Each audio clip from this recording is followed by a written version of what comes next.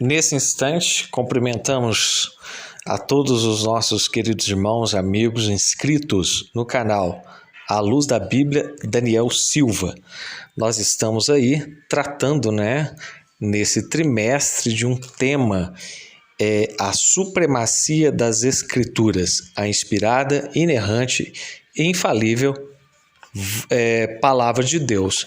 E hoje nós vamos tratar da lição de número 12, lembrando bem que essa lição ela foi divulgada no dia 20 de março, Então nós estamos um pouco retroativo aí, nós estamos falando dessa lição do dia 20, a do dia 27, que a lição final ainda vai ser gravada. E vamos lá, Seja muito bem-vindo, que Deus edifique sua vida, sua casa, sua família e que você cresça na graça e no conhecimento de nosso Senhor e Salvador Jesus Cristo. O título da lição 12 é As Epístolas instruem e formam os cristãos. O texto áureo diz: a graça, a misericórdia, a paz da parte de Deus Pai e do Senhor Jesus Cristo, o Filho do Pai, sejam convosco na verdade e amor. Está na segunda epístola de João 1:3. A verdade prática vai nos dizer: as epístolas apresentam instruções vitais para a compreensão da doutrina cristã, bem como para a formação dos cristãos. A nossa leitura bíblica em classe, ela está em 1 Coríntios, capítulo 1, do 1 ao 3, e também em 1 Pedro 1, verso 1 e 2, e segunda epístola de João 1, do verso 1 ao verso 3. Vou começar a leitura. Paulo, chamado apóstolo de Jesus Cristo pela vontade de Deus, e o irmão Sóstenes, a igreja de Deus que está em Corinto, aos santificados em Cristo Jesus, chamados santos, com todos os que em todo lugar invocam o nome do nosso Senhor Jesus Cristo, Senhor deles e nosso, graça e paz da parte de Deus, nosso Pai, e da do Senhor Jesus Cristo. Pedro, apóstolo de Jesus Cristo, aos estrangeiros dispersos no Ponto, Galácia, Capadócia, Ásia e Bitínia, eleitos segundo a presciência de Deus Pai, em santificação do Espírito, para a obediência e a aspersão do sangue de Jesus Cristo. Graça e paz vos sejam multiplicadas.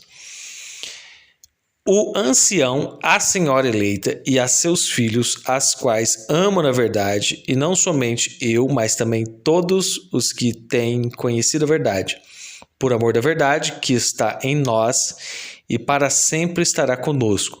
A graça, a misericórdia, a paz da parte de Deus Pai e da do Senhor Jesus Cristo, o Filho do Pai, seja convosco na verdade e amor. Vamos direto aí para introdução, comentário, introdução. As epístolas correspondem a 21 dos 27 livros do Novo Testamento. As 13 escritas por Paulo são denominadas de paulinas. As 8 epístolas restantes são de outros autores e designadas de gerais. Nesta lição, agrupamos as epístolas por temas e autoria e destacamos alguns de seus aspectos doutrinários. Já tópico de número 1 e o número 1. Instruções salvíficas. Nesse grupo, enfatizamos os aspectos da doutrina da salvação. Aos romanos, destaca-se que o justo viverá da fé.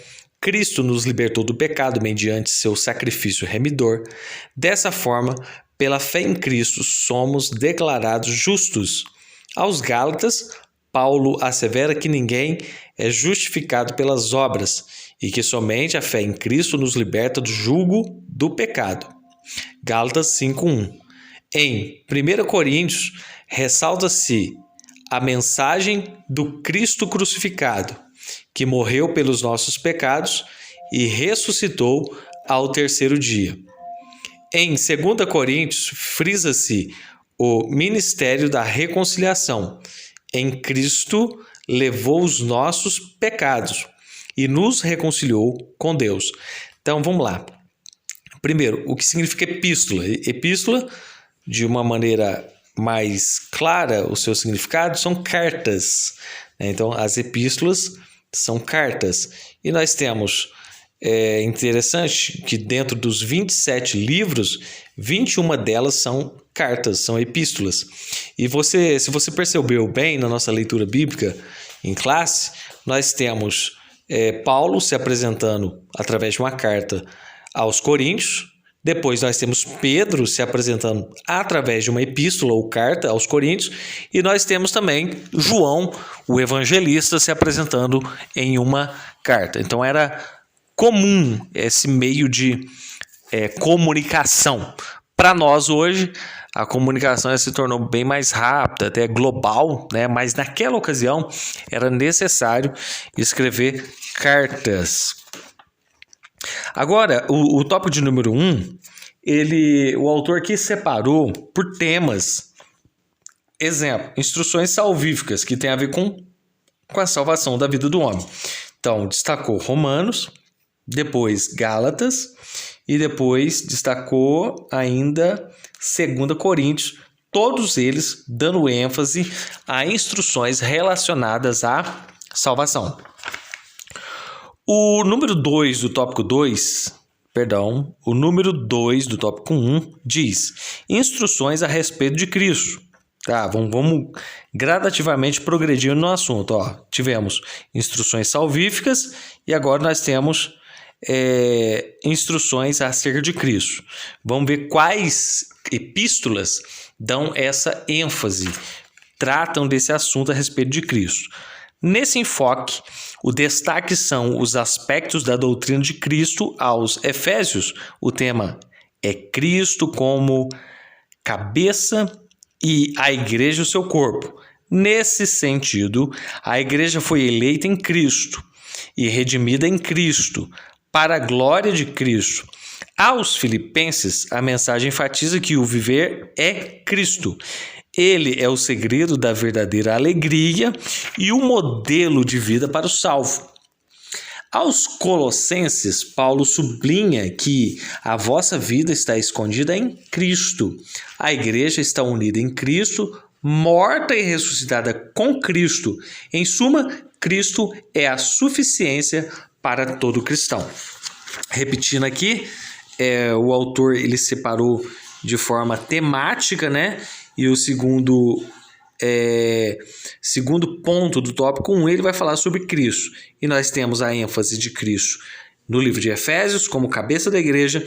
Nós temos no livro de Filipenses, Jesus Cristo como sentido de toda alegria, que o viver é Cristo. E nós temos também na epístola ou carta aos Colossenses, novamente retratando, falando de Cristo. Vossa vida esteja escondida em Cristo. A suma, pelo menos do número 2 do tópico 1, em suma, Cristo é a suficiência para o cristão. Número 3 do tópico 1 vai nos dizer instruções sobre as últimas coisas. Mais uma vez, reparem que nós estamos trabalhando de forma temática dentro das epístolas, dentro das cartas, as cartas, né, de Paulo e dos demais.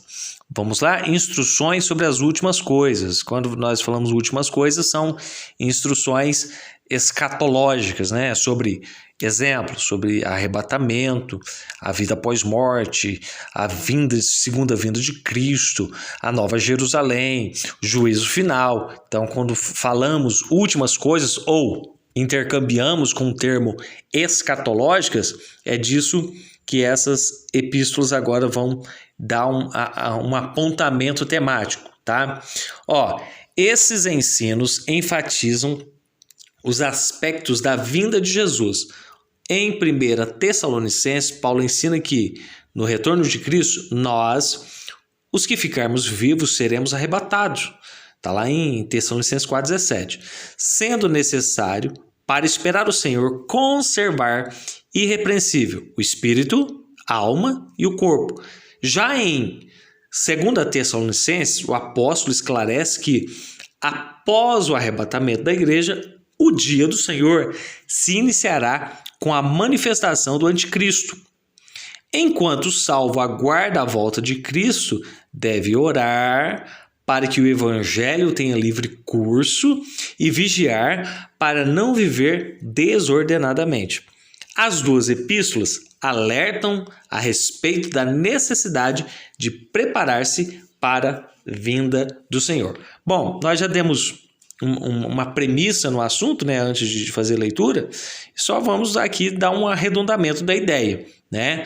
Então, essas epístolas em destaque, 1 Tessalonicenses, 2 Tessalonicenses, um fala do arrebatamento e a outra fala do dia do Senhor, que tem a ver com juízo, tem a ver com um período que vai manifestar o anticristo, né? E vamos dizer assim, em todo o tempo, nós destacamos que quando Paulo escrevia sobre assuntos escatológicos, ele mostrava a iminência dos acontecimentos. O que significa essa iminência? Que nós devemos estar alertas, ou seja, com a mente ligada a esse tipo de acontecimento. Ou seja, o cristão ele precisa estar preparado a todo tempo para, vamos dizer assim, principalmente para o arrebatamento da igreja, né?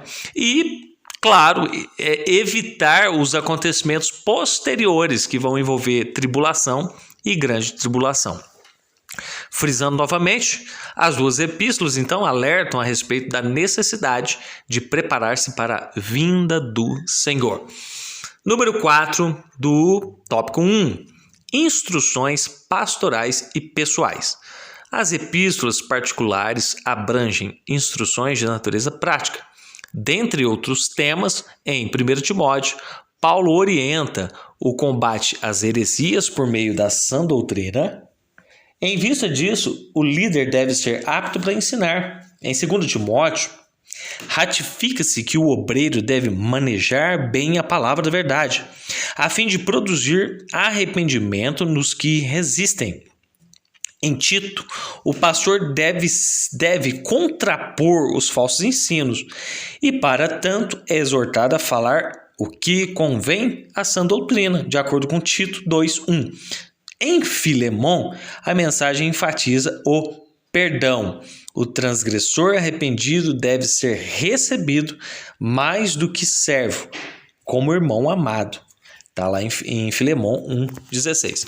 Então, dando uma breve explicação aqui, nós temos 1 Timóteo, 2 Timóteo e Tito, que a ênfase é instruções pastorais, ou seja, para liderança, para bispos, presbíteros, para pessoas que almejam a liderança cristã, claro, não num aspecto de uma ambição egoísta e desenfreada, mas que almejam porque Deus colocou o desejo no coração dessas pessoas, né, de ascenderem a liderança, mas isso deve acontecer de uma forma natural, gradativamente, respeitando o tempo e respeitando também a questão da vocação. Então, 1 Timóteo, 2 Timóteo e Tito, epístolas pastorais. Não que em algumas outras epístolas nós não temos conselhos pastorais, temos, mas essas três em destaque é a que dá mais ênfase a questões voltadas à questão de liderança pastoral, tá? E aí o título do número 4 é Instruções Pastorais e Pessoais. E quando nós vemos em instruções pessoais, essa maravilhosa epístola de Paulo, que ele escreveu a Filemon, né? É uma história maravilhosa, né?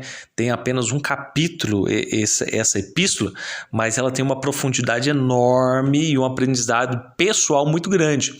A história, de forma resumida, naquela ocasião, nós sabemos no período romano, né? Havia os escravos, e se um escravo fugisse, ele era a pena capital, possivelmente era a morte, né?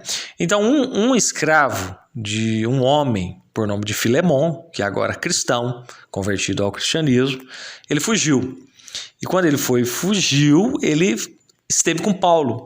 E quando ele esteve com Paulo, o que houve? Ele foi evangelizado por Paulo. o Espírito Santo trabalhou no coração de Onésimo, que era o nome do escravo, convenceu ele.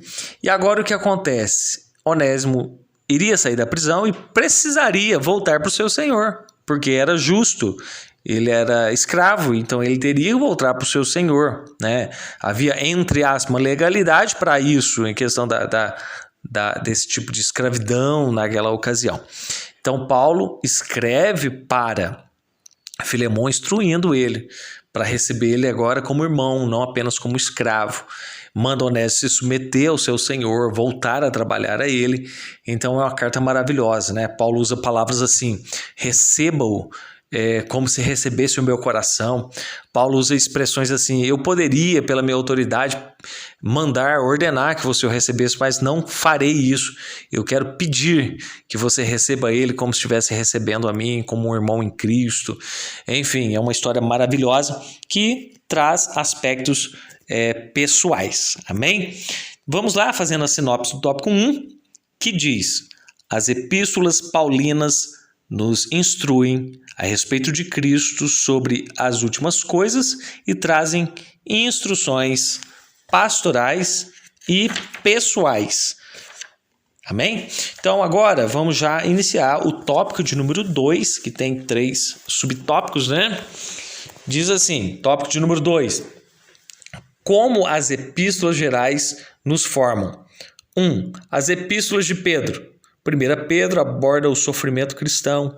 Ela ensina que as provações fortalecem a fé, que é preciso santificar-se, suportar os agravos, alegrar-se nas aflições, assegurar que o próprio Deus é quem aperfeiçoa, confirma, fortifica e estabelece o crente fiel.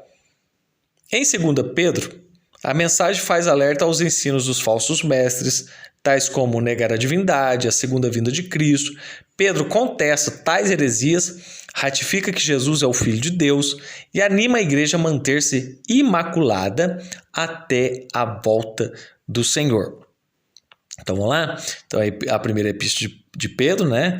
Que era um período em que estava em ascensão a perseguição romana em relação aos cristãos, e essa epístola é essencial para aquela ocasião porque ela traz ânimo, ela mostra que a aprovação existe, mas ao mesmo tempo, através da inspiração do Espírito e Pedro sendo usado para escrever essa epístola, essa carta, ela anima o coração dos irmãos. Já a segunda epístola, ela vem tratar e de uma forma repugnando mesmo, né, os falsos mestres, falsos ensinos, aqueles que distorcem a palavra de Deus e como se comportar diante de tal situação. Então essa é a prévia, não vou dizer que nem é um panorâmico, é uma prévia sobre os temas relacionados a 1 Pedro e a 2 Pedro. Número 2 do tópico 2 diz as epístolas de João. 1 João adverte sobre o falso ensino que nega a encarnação de Jesus e as demais heresias gnósticas.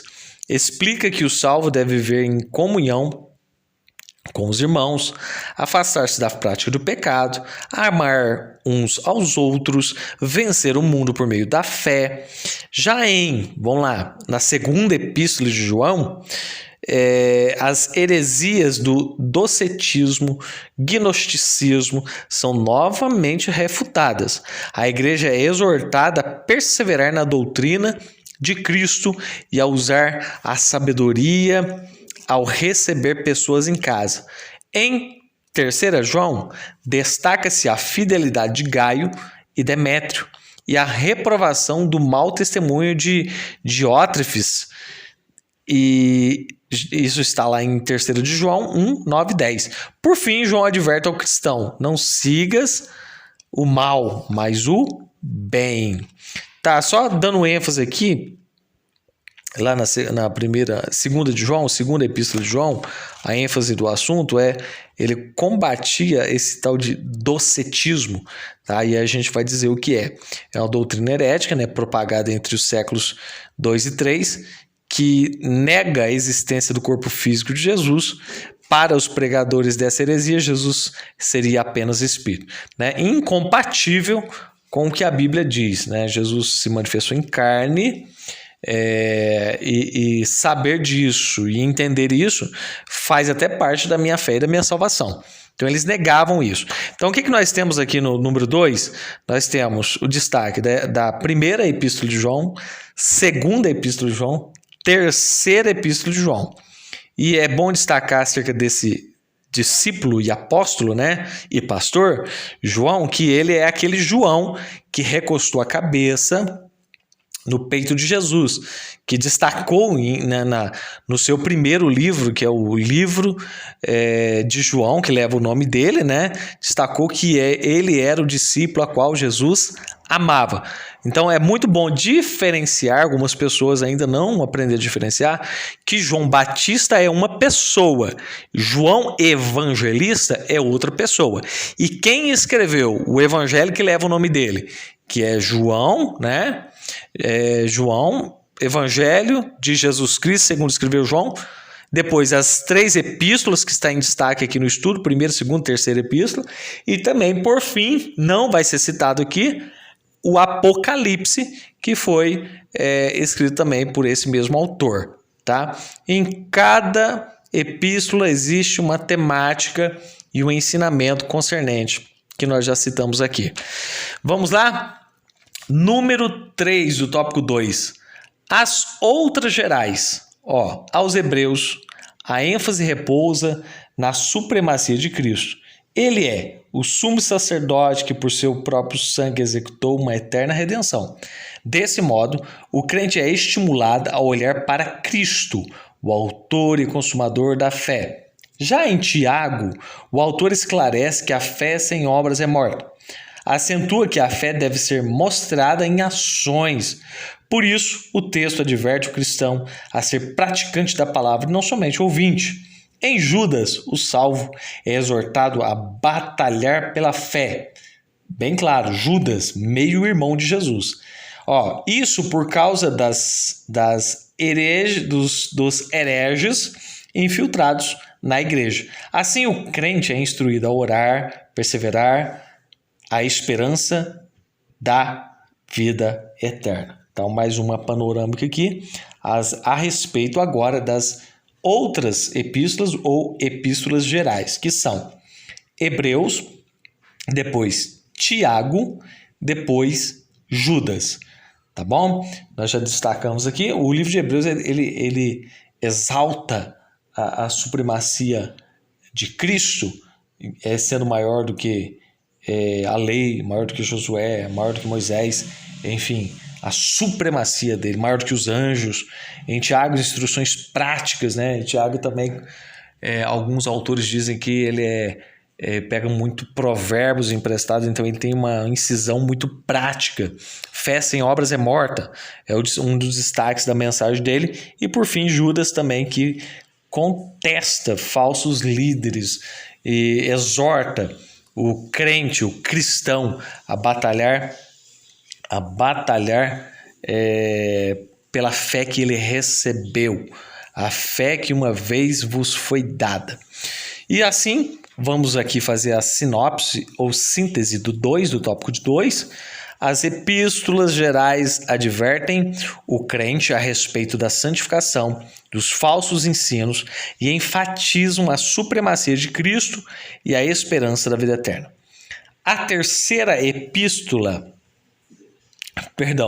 o tópico de número 3, ele vai dizer assim: as epístolas continuam a falar.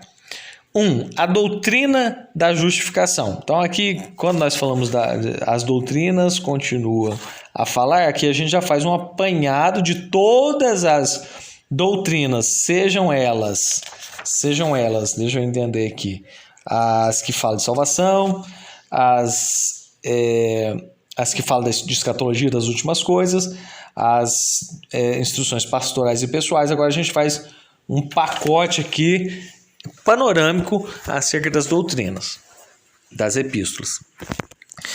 Falando da doutrina da justificação, a doutrina da justificação ensina que o pecador é justificado, absolvido da punição do pecado, unicamente pela fé na graça divina. Significa dizer que as obras humanas não podem salvar, de acordo com a Epístola de Gálatas 2,16. Nossa declaração de fé professa crer na restauração do homem por meio do arrependimento e da fé, no novo nascimento pela graça de Deus mediante a fé, e na justificação pela fé no sacrifício de Cristo. Essa é uma doutrina fundamental da fé cristã. Eu reitero aqui a afirmativa da revista. Essa é uma doutrina fundamental da fé cristã. Então não existe outro mecanismo de receber a salvação, a não ser pelo processo da justificação, do arrependimento, né? Não existe. Com fé no sacrifício de Cristo. Então por isso que é uma doutrina, um ensinamento indiscutível, essencial. Então não tem como cortar caminho, né? Viver de outra forma para ser salvo. Número 2 do tópico 3 vai dizer a doutrina da santificação. A doutrina da santificação implica uma vida separada do pecado, lá em 1 Pedro 1, 15 e 16. A nossa declaração de fé ensina que já salvo e justificado, o novo crente entra de imediato no processo de santificação. Porém, essa transformação vai sendo aperfeiçoada durante a jornada do cristão. Desse modo, o crente precisa ser santificado pelo Espírito, purificar-se tanto da carne quanto do Espírito, pois sem a santificação ninguém verá o Senhor. Então aqui a doutrina da santificação, ela diz respeito justamente a pontos bíblicos que falam sobre a santificação. E aqui nós destacamos, até em algumas aulas anteriores, ou até no discipulado, nós já frisamos o que é a santificação. O primeiro passo, a partir do momento que uma pessoa aceita Cristo, seus ensinamentos, o que está na Bíblia Sagrada, entende que é pecador, quer mudar de vida, ele já é santificado. A palavra santificado significa separado. Então ele já é santificado, ele já é separado para Cristo. O Espírito Santo passa a morar nele, a viver nele. Então essa é uma parte. A outra parte da santificação ela é progressiva, ou seja, dia após dia, essa pessoa que outrora foi separada uma vez, ela continua um processo do Espírito de Deus no seu interior, santificando, separando ela, os pensamentos, as atitudes, o comportamento, santificando ela, levando-a a parecer-se cada vez mais com Cristo. É citado um verso aqui, nos dado um verso aqui que diz assim, ó, buscai a paz e a santificação, sem a qual ninguém verá o Senhor. Está lá em Hebreus 12, verso 14. Número 3, do tópico 3, a doutrina da glorificação. A doutrina da glorificação é a última etapa da nossa salvação. Nesse processo, o pecador é salvo pela graça, justificado pela fé, santificado pelo Espírito e prossegue até a medida da estatura de Cristo. Repito, olha que interessante que gradualmente os temas estão muito bem colocados. Ó, é a última, a doutrina a respeito da glorificação é a última etapa, mas o processo é qual? Ó, graça. Primeiro, o pecador é salvo pela graça, justificado pela fé, santificado pelo Espírito. E prossegue até a estatura de Cristo. Quer dizer que, ao final do processo da salvação, a glória perdida no Éden, pelo primeiro Adão, será restaurada. Trata-se de uma promessa futura, da futura transformação de nosso corpo mortal em um corpo glorioso, que se dará por ocasião da vinda do Senhor. É importantíssima essa doutrina da glorificação. Por quê? Porque aqui ela só reforça a nossa ideia, ou seja, ela agrega ainda mais expectativa e esperança. Por quê? Porque ninguém sabe, muitas pessoas não sabem, pensam que é para ser crente só aqui, mas o que vai ser depois? O que vai ser depois, nós entendemos que seremos arrebatados, ou os mortos serão ressuscitados, e esse corpo mortal ele vai ser transformado em um novo corpo glorioso. Então isso é a glorificação. Que a partir de então, esse corpo glorificado, transformado, como o corpo de Jesus, ele não vai estar mais sujeito à lei do pecado, né? Mas ele vai estar, sim, aí sim, em um processo pleno na transformação prometida na Bíblia Sagrada, que é a palavra de Deus. Partindo aí para a sinopse do tópico 3, que diz: a mensagem das epístolas permanece atual, ressalta a justificação, santificação e glorificação do crente. Partindo agora para a nossa conclusão. As epístolas são livros divinamente inspirados e representam quase 80% do cânon do Novo Testamento.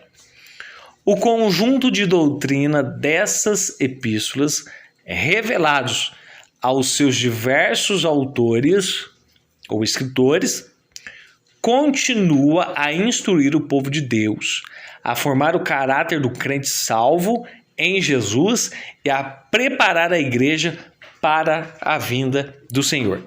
Destacamos aqui, é algo que está no meu pensamento desde o momento até que eu assisti a aula presencialmente, nós tivemos aqui uma panorâmica muito importante acerca das epístolas. Eu acho que a partir de agora a gente não vai, nunca mais vai olhar com os mesmos olhos para esses livros, para essas